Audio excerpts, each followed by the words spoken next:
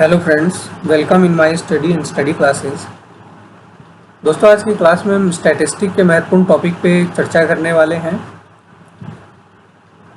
आज का जो हमारा टॉपिक है, स्टैटिस्टिक के लिए हमने कई क्लासेस देखे हैं। आज जो हम क्लास पे चर्चा करने जा रहे हैं वो है आंकड़ों का प्रस्तुतिकरण।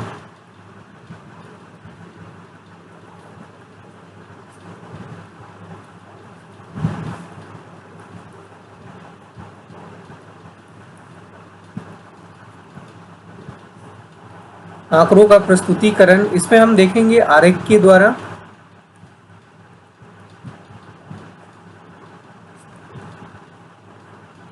यानी presentation of data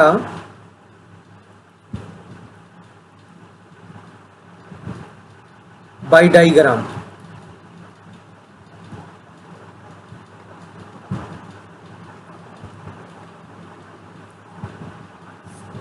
presentation of data bye diagram में इसमें हम सबसे पहले देखेंगे कि आंकड़ों का जो संग्रह या सारणीयन और सारणी रूप में प्रस्तुतिकरण या तो हम निरपेक्ष तरीके से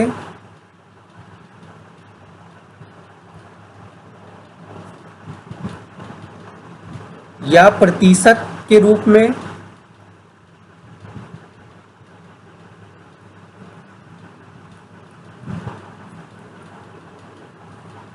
या फिर संकेत के रूप में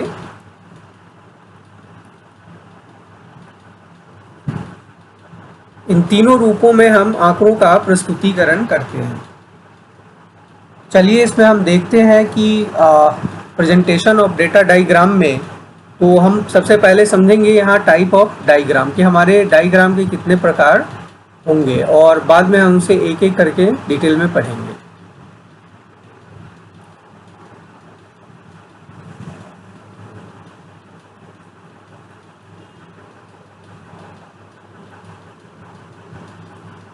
टाइप्स ऑफ डायग्राम।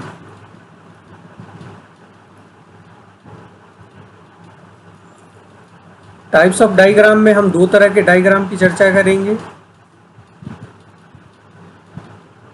पहला हम देखेंगे बार डायग्राम,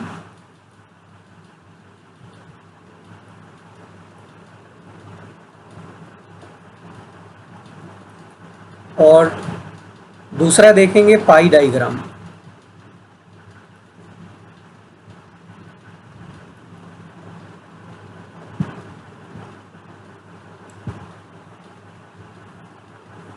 यहाँ बार डायग्राम के हम विविध रूपों को देखेंगे।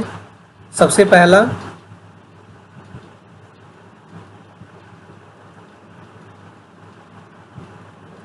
सिंपल बार डायग्राम,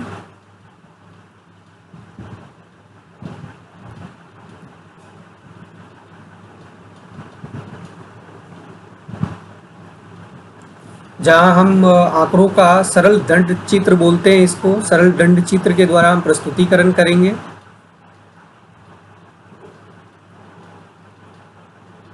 सरल दंड चित्र।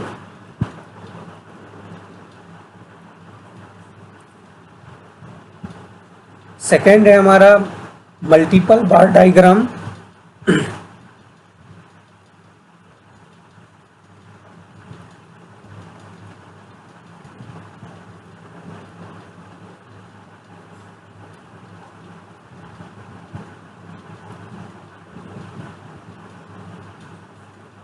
इसमें हम जिसे हम बहुगुणी दंड चित्र बोलते हैं।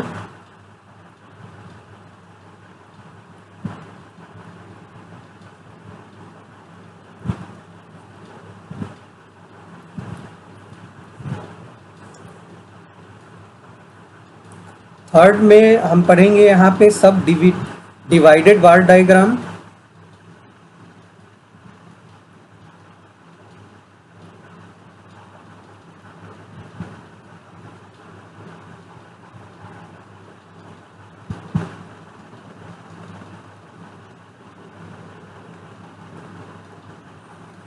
इसको आप ऐसे समझें कि इसे बोलते हैं अंतर विभक्त दंड चित्र। इसमें हम देखेंगे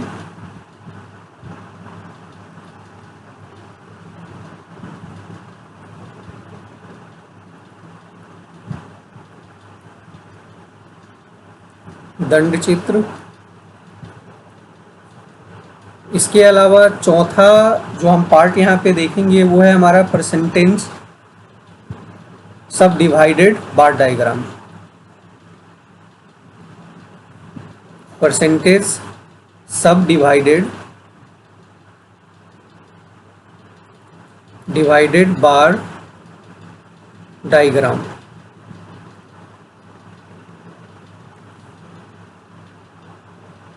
यानी प्रतिशत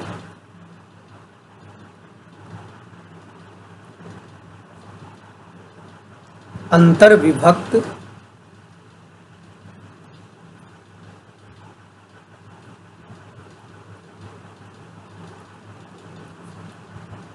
दंड चित्र।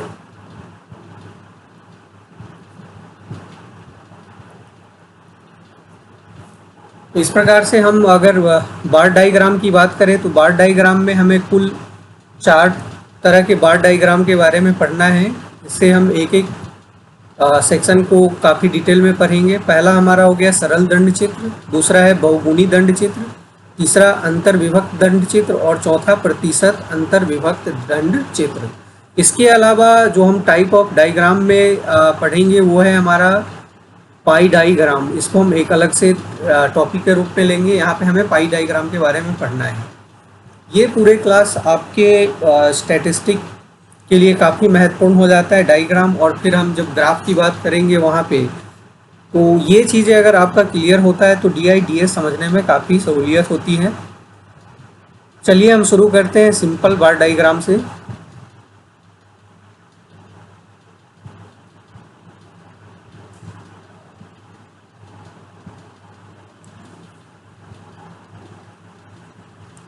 सबसे पहले हम लेते हैं सिंपल बार डायग्राम।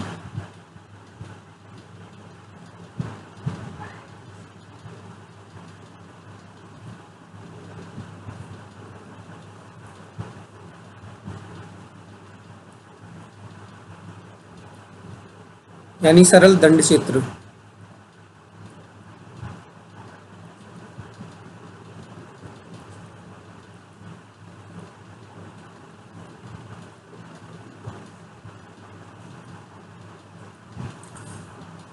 ध्यान दें, इससे पहले क्लास शुरू करने से पहले यहाँ पे कुछ नोट्स है जो आप याद रखेंगे। ये हमारा स्टैटिस्टिक बार डायग्राम के लिए ही है कि बार डायग्राम बनाते समय हमें किन किन तथ्यों को ध्यान में रखना है।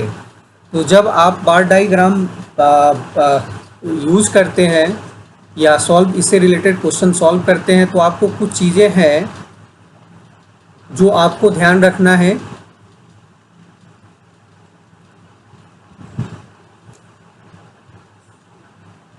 किन किन तथ्यों को हम ध्यान में रखेंगे।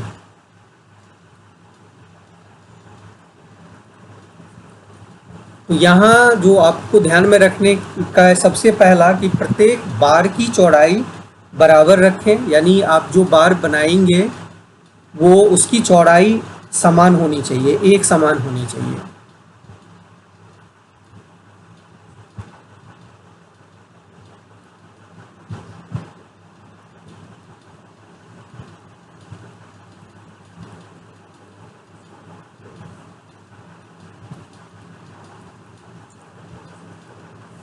दूसरा तथ्य हमारे लिए काफ़ी महत्वपूर्ण हो जाता है कि 2 बार के बीच का स्थान हमेशा बराबर रखें। यानी जब आप बार बनाएंगे तो 2 बार के बीच का गैप हमेशा क्या होना चाहिए, समान होना चाहिए। यानी यहाँ पे आपको गैप पे ध्यान रखना है।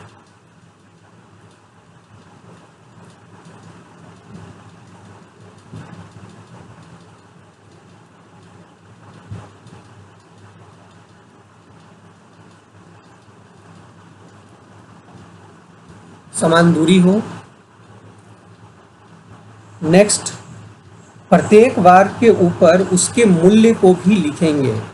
यानी आप जो भी बार बनाएंगे तो क्वेश्चन में जो जिसके बारे में जो मूल्य के बारे में बात किया गया है उसके ऊपर आप उस मूल्य को लिखेंगे।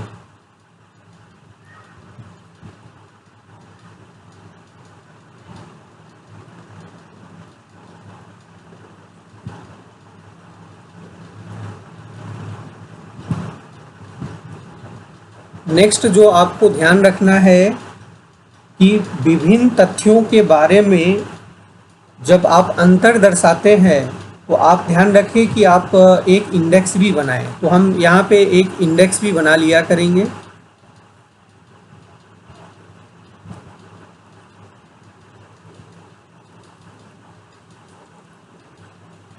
और जब भी आप बार डायग्राम बनाते हैं तो आप उसमें जो आपका शीर्षक हो तो शीर्षक को भी ध्यान में रखेंगे और आप सबसे पहले शीर्षक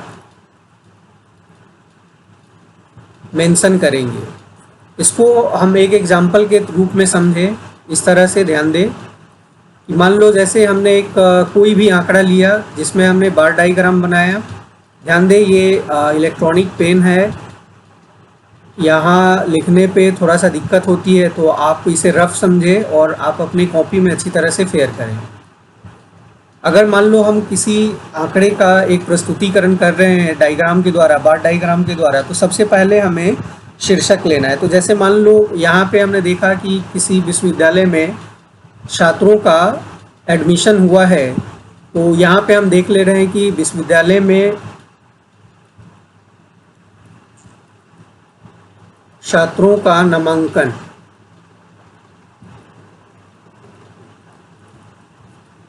ये हमारा शीर्षक होगा। अब यहाँ पे देख, इधर एक तरफ हमें छात्रों की संख्या लेनी है और दूसरे तरफ वर्ष लेना है। यहाँ पे आप छात्रों की संख्या लिखेंगे इस साइड में, तो छात्रों की संख्या है ये, और यहाँ वर्ष है। तो मान लो जैसे हमने 0 से शुरू किया और छात्रों की संख्या अगर हम सैकड़ा में लेते हैं तो यहाँ आप ब्रैकेट में ज़रूर लिख देंगे सैकड़ा में।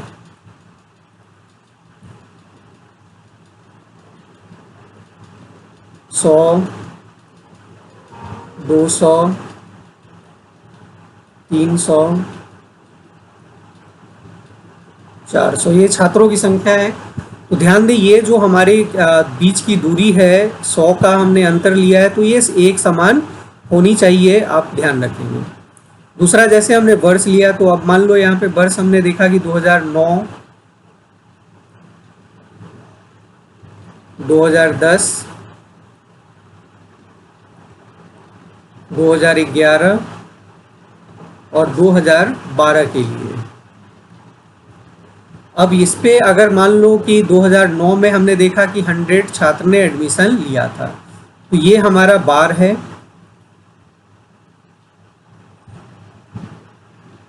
तो ये चौड़ाई, अब दूसरे बार की जब हम बात करेंगे तो ये चौड़ाई भी आप ध्यान रखें कि समान होनी चाहिए। हमने जो पहला लिखा कि प्रत्येक बार की चौड़ाई समान रखेंगे। हमने शीर्षक के बारे में बात की है यहाँ, तो शीर्षक हमने दिया।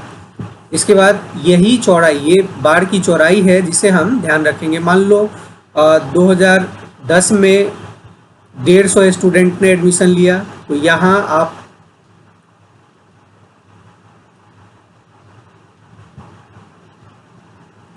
ये चौड़ाई आप ध्यान रखेंगे। नेक्स्ट हमने बात किया था कि दो बार के बीच समान दूरी होनी चाहिए। तो जब आप बार बनाए तो इनके बीच का जो दूरी है ये भी आप ध्यान रखेंगे और इतनी ही दूरी नेक्स्ट बार पे भी होनी चाहिए। इसके बाद है कि हम बार के ऊपर मूल्यों को लिखेंगे। तो हमने देखा कि मान लो हमारे पास आंकड़ा था कि 2009 में कुल 100 स्टूडेंट ने एडमिशन लिया था, तो इसके ऊपर हम 100 लिखेंगे। यहाँ पे हम ये लिखेंगे कि 150 छात्रों ने एडमिशन लिया। तो इस तरह से हम देखेंगे। और इसके लिए इंडेक्स बनाना, इंडेक्स में जैसे मान लो हमारे पास कई सारे इंफॉर्मेशन होगा, तो हम यहाँ पे बॉक्स बनाएंगे और बाद में उसके बारे में बताएंगे कि ये किस चीज़ से रिलेटेड बॉक्स है। तो इंडेक्स हम बनाएंगे, आगे के क्वेश्चन में देखते हैं। तो इन चीज़ों को आपको ध्यान रखना है।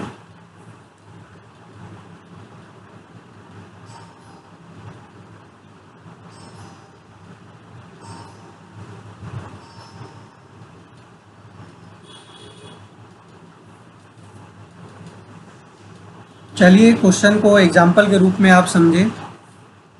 अब हम एग्जाम्पल लेते हैं सिंपल बार डायग्राम का। ये हमारा सिंपल बार डायग्राम है। इसका एक एग्जाम्पल ले कि जैसे क्वेश्चन दिया है कि निम्नलिखित आंकड़ों के लिए एक उचित चित्र बनाएं। यानी हमें एक आंकड़ों के लिए उचित चित्र बनाना है, और ध्यान दें यहाँ पे लिखा है चित्र यानी डायग्राम। इसमें दे रखा है कि जैसे मान लो यहाँ पे कि विश्व में पुस्तक का उत्पादन, विभिन्न वर्षों में विश्व का पुस्तक का उत्पादन दे रखा है। अब जैसे एक तरफ हमारे पास क्वेश्चन में दिया रहेगा वर्ष, और दूसरे तरफ है पुस्तकों की संख्या।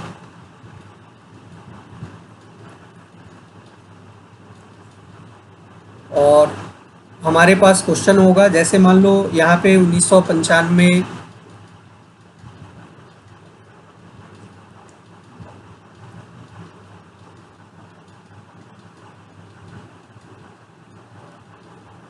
2000 2005 और 2010 ये हमारा वर्ष है। इसके बाद हमारे पास दे रखा है पुस्तकों की संख्या है 2000 के लिए। यहाँ पे देखते हैं कि 269, 372, 426, 521। और ध्यान दें पुस्तकों की संख्या उत्पादन यहाँ पे दे रखा है कि विश्व में पुस्तकों की संख्या है। तो मान लें कि यहाँ पे दे दें कि पुस्तकों की संख्या लाख में है, तो यहाँ पे ज़रूर वो मेंशन रहेगा कि क्वेश्चन में लिखा कि पुस्तकों की संख्या लाख में। आप याद रखेंगे। तो इसके लिए जब हम बार डायग्राम बनाएंगे तो सबसे पहले आप ध्यान रखें कि सबसे बड़ी डाटा हमारे पास 521 है, तो इन गैप को हम ध्यान रखेंगे। अब चलिए एक रफ डायग्राम बनाते हैं। सबसे पहले आपका शीर्षक होगा, शीर्षक लिखेंगे विश्व में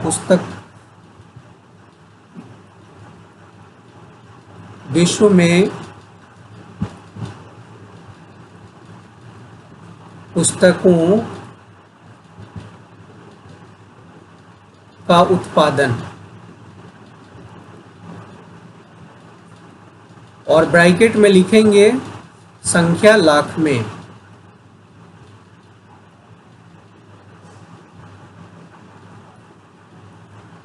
इस तरह से हमारा शीर्षक होगा जहाँ पे आपको इंडिकेट करना पड़ेगा।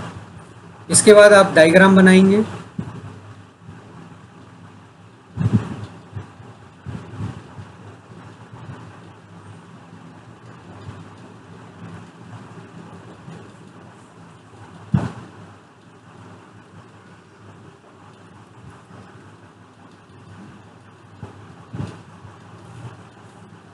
इधर y एक्सिस पे हम देखते हैं कि पुस्तकों की संख्या,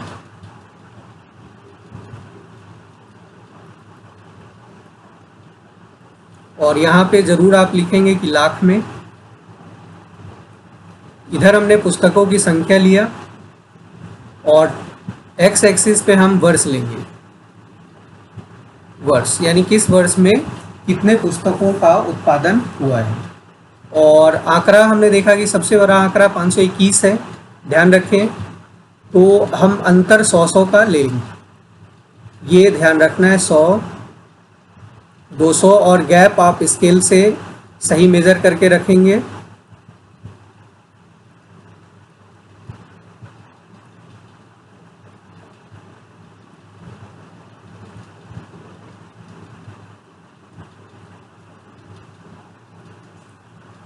छः सौ, क्योंकि हमारे पास आंकड़े 621 का है।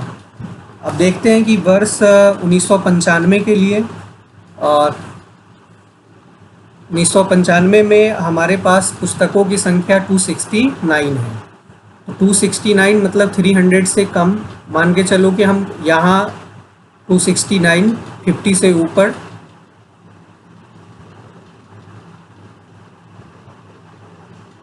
और ये स्केल से इसकी चौड़ाई आप मेज़र करेंगे और वही चौड़ाई आप ध्यान से रखेंगे। ये हमारा है 1995 का। और यहाँ पे आपको संख्या बताना है 269। ये 269 है। इसी तरह से अब देखिए, हमें इसके बीच का गैप भी याद रखना है कि गैप बराबर हो, इसको ध्यान में रखना है। अब हम देखते हैं कि 2000 में पुस्तकों की संख्या 372 है। 372 मान लें कि हमारा यहाँ आ रहा है, तो यहाँ से कुछ आप स्केल का यूज़ करेंगे। यहाँ पे डायग्राम बनाने में थोड़ा सा परेशानी हो रही है, और इसकी चौड़ाई हमेशा ध्यान रखेंगे कि बराबर होनी चाहिए। ये चौड़ाई यहाँ पे इलेक्ट्रॉनिक पेन से बनाने पे उतना सही नहीं हो रहा, लेकिन ये चौड़ाई आप याद रखेंगे कि बराबर होनी चाहिए। और यहाँ पे आपको आंकड़ा लिखना है 372, और यहाँ वर्ष देंगे आप 2000। फिर जो गैप आपने यहाँ पे लिया है इन दोनों के बीच में, इसी गैप को यहाँ फॉलो करना है। ये आपको लिखने की ज़रूरत नहीं है, ये दिखाएंगे नहीं, ये समझने के लिए है। अब इस गैप को फॉलो करते हैं और देखते हैं, हमारे पास 426 है। 426 मतलब 50 से भी नीचे, 25 के आसपास। तो यहाँ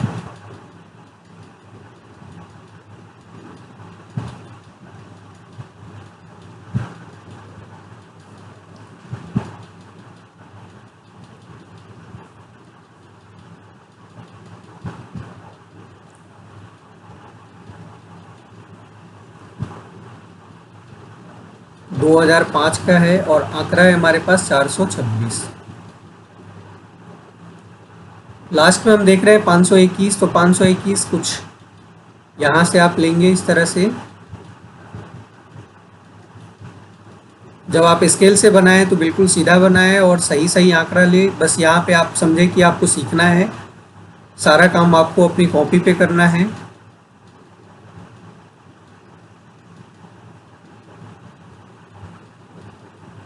ये 2010 का, और यहाँ पे आप 521 लिखेंगे।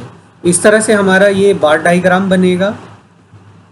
ये था हमारा पहला सिंपल बार डायग्राम।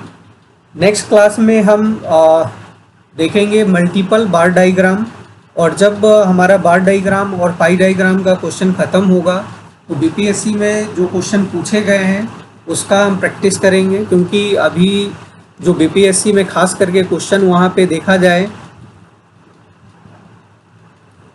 तो वहाँ डीआई और डीएस से क्वेश्चन होते हैं, और ये डीआई डाटा इंटरप्रिटेशन और डाटा सफिशिएंसी से क्वेश्चन होते हैं वहाँ पे। और ये चीज़ आप ध्यान रखें कि इसको सॉल्व करने के लिए आपको डायग्राम और ग्राफ दोनों काफ़ी क्लियर होना चाहिए। तो इसलिए डीआई डीएस का एक बेसिक चीज़ है ये, आप इसे ध्यान में रखें। बाद में हम इसका और रिवीजन करेंगे, और जो भी बीपीएससी में अभी तक क्वेश्चन पूछा गया है वो इसको चैप्टर को ख़त्म करने के बाद हम उन चीज़ों पर भी आएंगे। Thank you everybody, thank you watching for me.